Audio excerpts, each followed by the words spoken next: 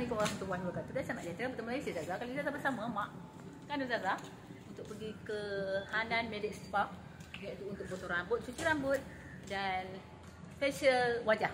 Okeylah. Kami dah rehat-rehatkan diri kami di sini. Nanti tunggu kami bersama di hadapan video akan datang tentang kami pergi ke sini. Okey. Alhamdulillah kami dah sampai di sini. Tadi kita makan dulu kan?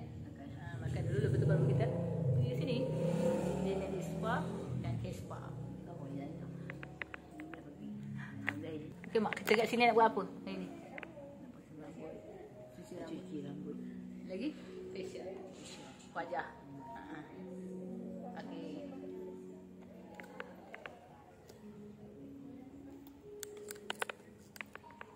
Staf-staf sini pun okey, baik-baik. Kena layan sebentar lagi.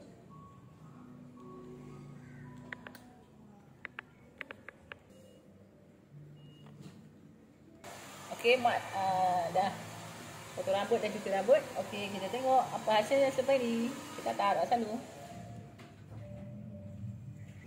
Okey, Zaza sekarang pun sedang berfacial. Okey, mak Zaza di sebelah dan Zaza di sini. Okeylah.